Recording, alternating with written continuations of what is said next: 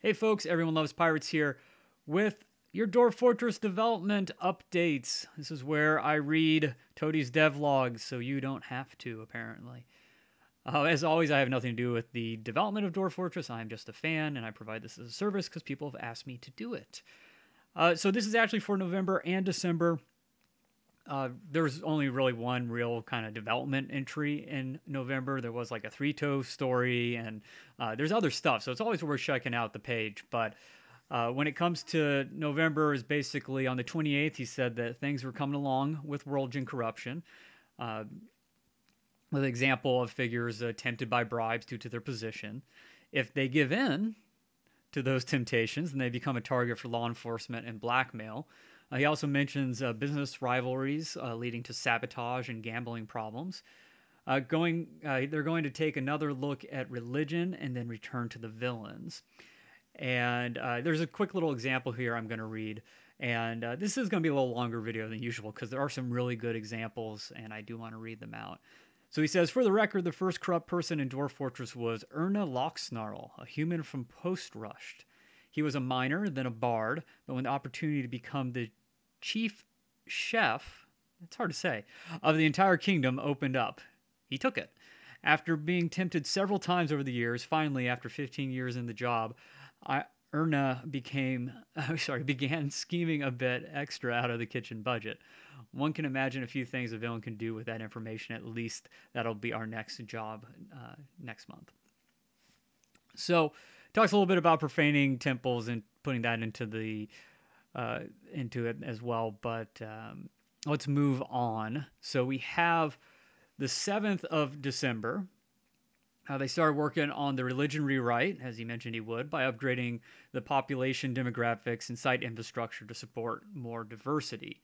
Instead of just large temples in the big cities, now all sites keep track of small religious structural or sculpture additions. And I'll read out this example to kind of show you what this looks like in practice. So he says, as an example, I ran a small island where we have the towns of Bunnygears and Wiltconfuse. These towns both started human and are both located in the north of the island, surrounded by dwarven hillocks and fortresses. So it came to pass that by the year 50, the population of each town was roughly 25% dwarven. This is reflected in the new infrastructure accounting, with each town having a substantial minority of its shrines and statues depicting dwarven deities. In Bunnygears, however, more than half of the religious art/shrines, etc., are dedicated to the human god of beauty. This happened because the ruler of Bunnygears for the last 47 years has been the Baroness Irab, an ardent worshipper of Ashi-Murthumber, the aforementioned god of beauty. Bunnygears also features many small religious structures specifically relating to the Fellowship of Sheens, an Ashi-focused religion that coalesced about halfway through the 50-year period we're considering. Technically, the game allows devout state actors, populations, and infrastructure itself to each perform actions over the years. The state, historical figures, and populations can build new infrastructure, and infrastructure sways the demographics of the population slightly. In the case of Bunnygears, this leads to historical figures that come from the dwarven populations to have a decent chance of being at least casual Ashi worshippers, perhaps even Fellowship of Shrines members, on top of having their traditional beliefs in the dwarven pantheons. The dwarven shrines, etc., also have an effect on the human populations, though is less pronounced numerically. Overall, we're just getting started on these kinds of cultural feedback mechanisms, but it seems very promising so far. For now, we'll be moving on to more individual-focused religious interactions in preparation for the villain work. Even as it stands, the fact that historical figures are much more religiously distinct makes potential plots more interesting. So, there you go. As you can see, things are coming along nicely, and they come along even further when we look at the 13th. So they reached a good stopping point on the religion rewrite. Belief tracking instead of randomness is now used in the rise of prophets who will try to convert the populations they have contact with. So it looks like, and this is my just kind of synopsis, it looks like a small town, based on what he wrote, but it looks like a small town will either spawn a prophet or have one visit. Then the priesthood will be organized around that religion, who will continue to attempt to convert the local population. This leads to further infrastructure production, as mentioned in the previous entry, And once there's enough infrastructure and the town grows to market size, then a temple can be built and a high priest is elevated. Priests can convert people they have contact with through trade routes and market connections, which can lead to more priests and temples over time. With 2 built temples, a holy city is designated and a stratum of priesthood above the high priest is created. So I'll move down to the examples. That's pretty much those 3 paragraphs is my what I summarized. So he says, for some broad examples, I ran a medium-sized map for 150 years. At the end of World Gym, there were 90 non-monastic religions as well as 39 monastic orders. 11 of these monastic orders had found sponsors for monasteries, which exist as separate sites, much like castles, which are also back in the game. 7 of the religions risen to a point of having full 3-level priesthoods with multiple temples and a holy city. The largest of these was either Rainy Sect with 10 temples and 147 priests, or the Cult of Pages with 7 temples and 162 priests, depending on how you want to count that. Noting that many of the priests are each in different sites and are historical figures drawn from the proper religious segment of the population or from believing historical figures. With all that entails in terms of individual interlocking storylines, though their personal conversion stories could certainly use some details, or any in that case. So he gives some maps taken from Legends mode, and I will show you just one to kind of show you what it looks like. It's kind of interesting. So looking at the Rainy Sect, which is one, if not the largest one, purple's going to be a holy city, red is going to be a temple, orange is going to be a priest, and yellow will be believers. So let's take a look at that. So here you go. You should be able to get most of this on the screen that I'm capturing here. So here's the holy city there. I believe red were temples, so there's some temples up there as well. Orange would be priests, so there's priests in a lot of the different cities around here. And then yellow are believers. So as you can see, the believers kind of spread out from the center. There's no priests or temples in these areas yet, but it is moving. There is a little red dot and a bunch of orange over here, so it looks like there's a little conclave as well. So kind of cool. I think so. And then he gives links to the same thing for all these other different ones if you want to go check them out yourself. Yeah, let's. I'm trying to remember if this last one was worth reading. Probably not. So let's move on. Again, you can read this in detail for yourselves. But let's get into the last entry because I don't want this video to go super long. As you can tell, I'm speeding through it a little bit. So on the 24th, Christmas Eve, he has a new post where it's basically just one long example. I'm going to read it verbatim. I hate doing that. I feel like I'm plagiarizing, but there's really nothing I think it's best just to read it out. So one of the things he shows, before I read out the whole thing, but he does give an example of the villain network, which is what this is going to deal with. So it actually says purple is leader, red is a member, yellow indicates a corrupt official, and as usual, the fortresses are just a few pixels. Sure. So purple leader, red member, yellow corrupt official. Now, for whatever reason, I looked all over this map, not just the area you can see, and I could not find one with a purple dot in the middle. Obviously, there's a lot of purple squares, but that's not how it works. So I don't know where it is. Maybe this was taken after the person died or something, but for whatever reason, can't find the leader on the map. However, we do have a bunch of members in red and a corrupt yellow official down here. And then you can kind of keep this in mind as we read out the example. So in the year 100, the most extensive network was run by a secretive figure known only as Earthhell's Bewilderling. To see how this come to pass, we'll start with Lomoth Humdidge, I don't know, a bandit causing minor trouble around the human town of Bucklejacks.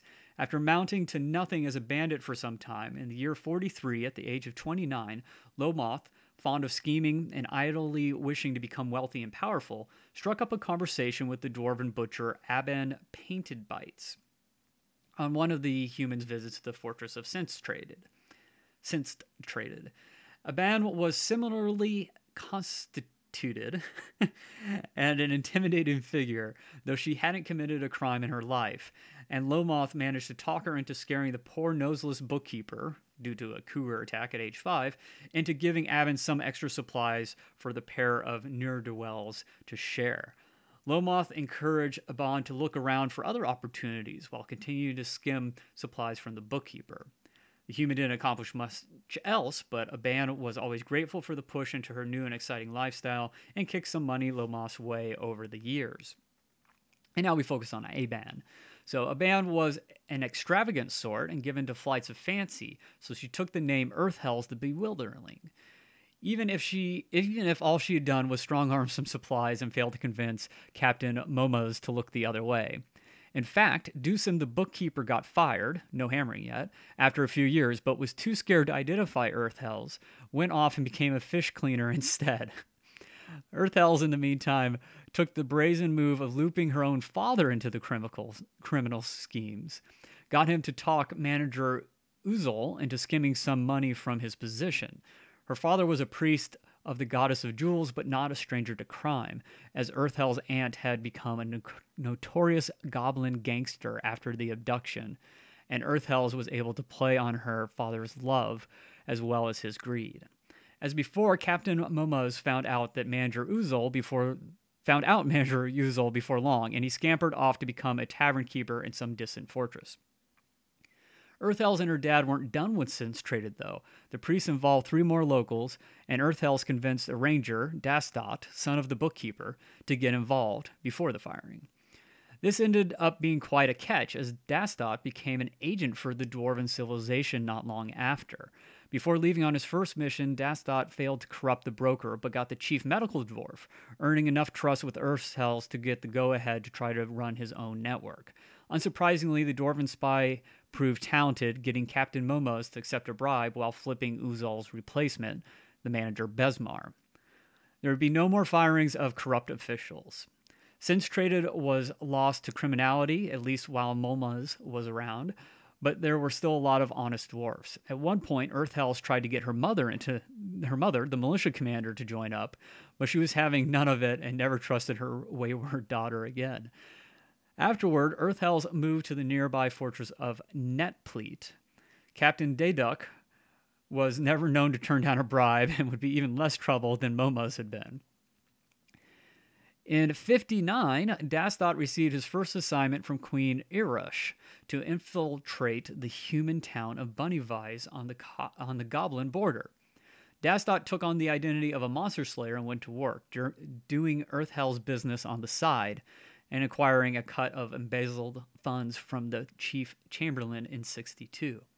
He acquired a few new members for the organization, the most notable being the goblin Bear Larval Menace. Bear was unusual as the child of a goblin spy posing as a merchant and her local goblin lover. Bear stuck with his mother Astrog while she was on assignment, so he never acquired citizenship, and just sort of hung around the town without a job while he became an adult. At the time, Dastot and Astrog were using each other for information as part of their agent duties, and Dastot eventually recruited Bear for the gang in the year 69, when Bear was 21. He was terrible at the job, making 3 failed approaches on Bunnyvise officials. When he finally turned the chief cupbearer Shorast in the year 95, it was short-lived as a Cyclops killed the official in 97. While all that was going on, Earthhells was growing the network in Netpleat. Her most notable new lieutenants were the historian Erdem Mountainwarded, who brought no fewer than 8 new members into the organization, and Thicket relieved Addix, Earthhells' ex-husband, a convicted embezzler and leather worker. Earthhells was still a butcher, and then a tanner, and eventually became the alderperson of the Tanners Guild. The reliable Captain Daeduk died in 91. His replacement was an elf, Emma Coastalpleats, an ex-poet who got flipped by Earthhells' network within a few years on the job. In the year 99, when we were winding up, Earthhells even decided to get her hands dirty and start embezzling money directly from the guild. As an alderperson, she won't be migrating anytime soon, but several of the organization members are dwarfs not bogged down with duties and free to travel to the first new fortresses that become available. That should be fun. Queen Erush also became a villain and was killed by Zombie Rock, but that's another story. So the reason why I wanted to read that entire thing out was because I'm just so excited.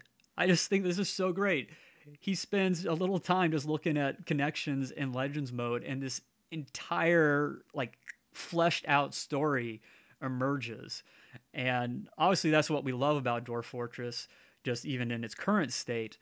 But I think with this rewrite, I mean, there's gonna be so much going on that you're gonna not be able to follow everything. Even if you go into Legends mode, you know, maybe some people would have the time. I wouldn't have the time, but like you could just, oh, I wonder, oh, this person came into my fortress at this time and then left. I wonder what his story was, or, you know, ran up the ladder and things started getting a little funny. And, you know, there's just going to be so much to look at.